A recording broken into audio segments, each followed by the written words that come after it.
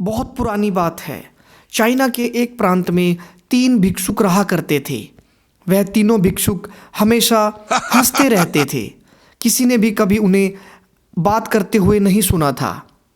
और वो एक शहर में जाते, शहरों के बीचों बीच गली में खड़े हो जाते और ज़ोर ज़ोर से हंसने लग जाते। उनका रोम रोम खिल जाता।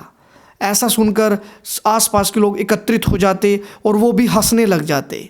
इस प्रकार वह सभी के चेहरों पे हंसी देकर एक शहर से दूसरे शहर में चले जाते। ऐसे करते करते वो पूरे चाइना में फेमस हो गए। किसी ने कभी उनका नाम नहीं सुना था, इसलिए लोग अभी उन्हें 3 हंसते हुए भिक्षुक कहने लगे। समय के साथ वो तीनों भिक्षुक बुजुर्ग होना शुरू हो गए और अब वे एक शहर में ठहरे हुए थे। वहाँ पर एक भिक्षुक की मृत्यु हो जाती है और पास में 2 भिक्षुक खड़े हुए हंस रहे होते हैं। इससे लोग आश्चर्यचकित हो जाते हैं, क्योंकि जब वो तीसरा भिक्षुक देखते हैं तो वो भी हंस रहा होता है। और अब उन 2 भिक्षुक को इस तीसरे भिक्षुक ने ये बोला था कि जब भी उसकी मृत्यु हो, ना तो उसे नहलाया जाए, ना ही उसके कपड़े बदले जाएं, क्योंकि वह कभी अशुद्ध हुआ ही नहीं। और अब उसकी चिता को आग लगा दी जाती है।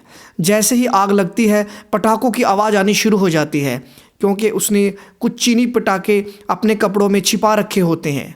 इस प्रकार आसपास के लोग हंसने लग जाते हैं। और अब वो 2 भिक्षुक आपस में खड़े हुए बात कर रहे होते हैं और पहली बार गांव वालों ने उनकी आवाज़ सुनी होती है। वे आपस में बोल रहे होते हैं कि ये मरते मरते भी हमसे आगे निकल गया और जीत गया, क्योंकि इसने सबको हंसा दिया। तो इस प्रकार हमें कोशिश करनी चाहिए कि हमें भी हमारे जीवन में हमेशा खुश रहना चाहिए और खुश रखना चाहिए।